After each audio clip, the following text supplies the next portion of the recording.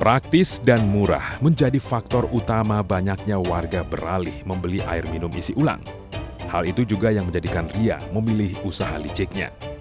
Kepada tim iNews, Ria mengaku sudah hampir setahun menjalani bisnis air minum isi ulang oplosan zat kimia berbahaya.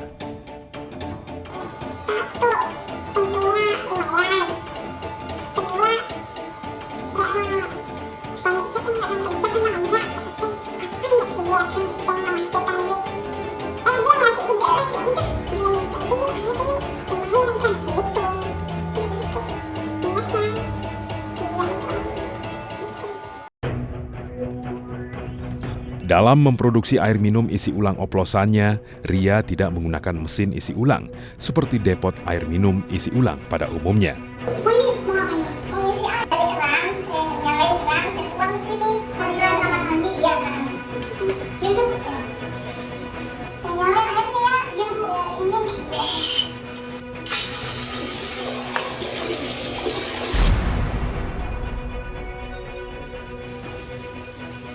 Sungguh terlalu.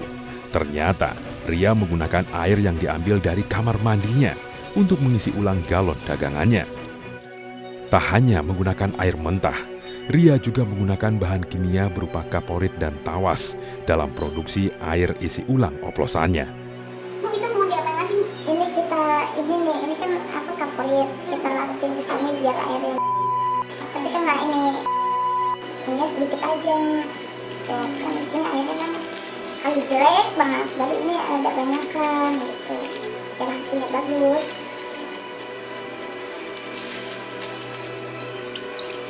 Oh iya, ini kan nah, kalau ini dua. Kalau itu apa?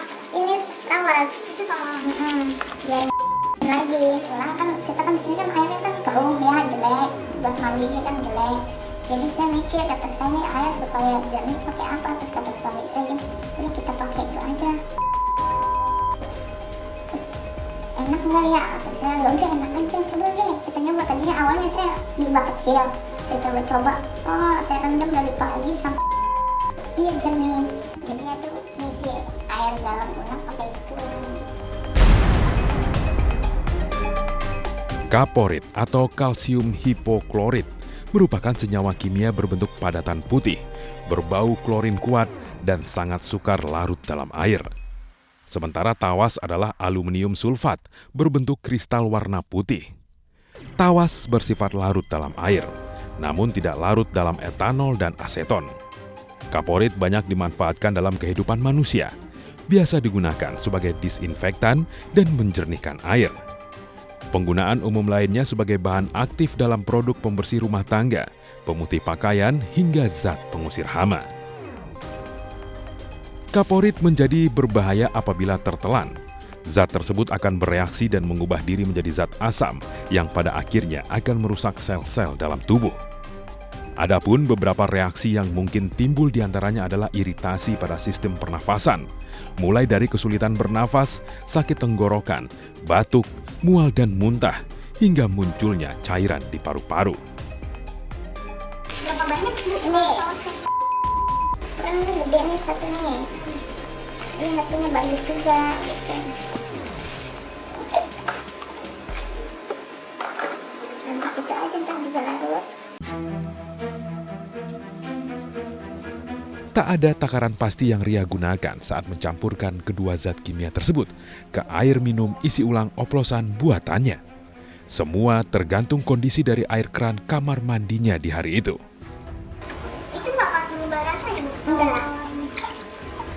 Kalau misalnya airnya perlu tuh bisa berapa banyak? Itu kadang-kadang ada penuh. Tuh yang itunya tuh, kaporitnya. Ini yang gede-gede, yang keruh banget, jadi hasilnya bagus. Kalau ini kan udah agak bening nih, ya segini aja cukup. Nah, kalau yang dilakukan tadi adalah penyalahgunaan, ya, penggunaan salah dan penyalahgunaan dari bahan kimia. Tidak bisa seperti itu, karena apa?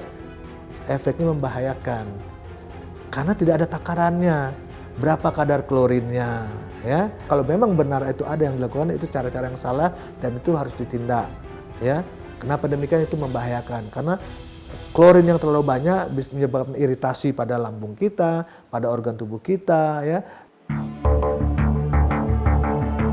Sungguh ironi, karena ternyata Ria tahu akan bahaya yang timbul dari apa yang ia lakukan dengan mencampur tawas dan kaporit ke air minum isi ulang buatannya.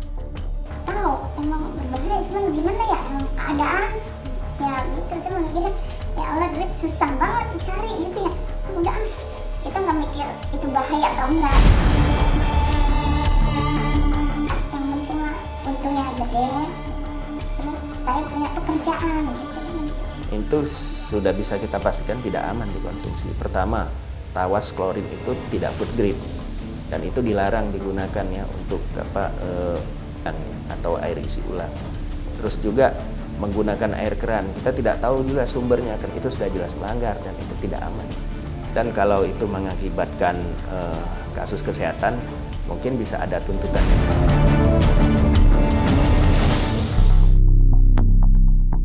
Setelah kedua bahan kimia dirasa sudah larut dengan air, Ria akan mengendapkan air tersebut. Ini saya ngambil air di kamar mandi, saya nalemin di bak. Itu dari pagi itu baru kita saring, misalkan ya lembarnya kita buang, jangan ke bawah, baru kita masukkan ke botol galon gitu. Sebelum menjual air minum isi ulang oplosannya sendiri, Ria merupakan reseller dari depot isi ulang yang berada di lingkungan rumahnya. Ini ambil galonnya dari mana? Dari tetangga sebelah. Dari tetangga sebelah itu kan dia menjual air isi ulang ya, ada alatnya gitu. Jadi saya ngambil di situ supaya orang nggak curiga bahwa saya ini apa sih namanya ini? Oplos begini, ya begitu. Jadi kan terus saya taunya ya betul. Apa yang dilakukan Ria merupakan penipuan murni. Bukan hanya merugikan, tapi juga membahayakan kesehatan konsumen. Menurut Ketua Umum Aspadin, Rahmat Hidayat, penjual air minum isi ulang tidak boleh memakai galon air kemasan bermerek. Mereka hanya boleh mengisi produk itu di depan konsumen yang membawa wadahnya. Terus juga mereka hanya boleh menyediakan galon kosong yang tidak bermerek. Tapi kalau konsumen yang bawa terserah ya.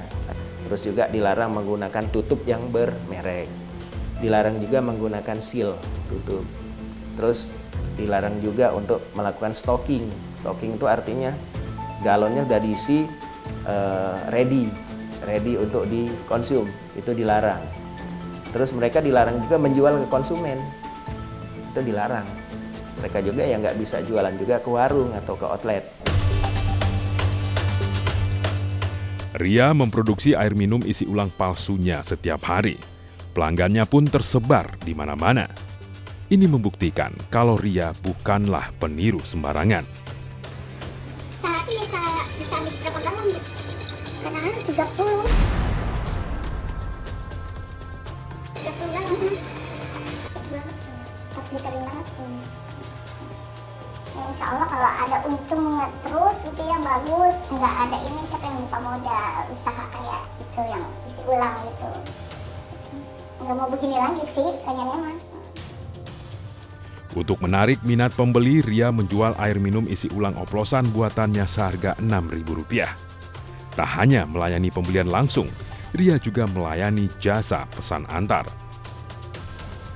Lantas, apa saja bahaya yang mengancam saat minum air isi ulang? Selengkapnya di iNews Files sesaat lagi. Terpaparkan atau terkontaminasi oleh bisphenol ini, maka risiko yang tadi berdampak pada kesehatan, yaitu endokrin disruptor, merusak kerja hormon kita dan sistem saraf kita akan terganggu.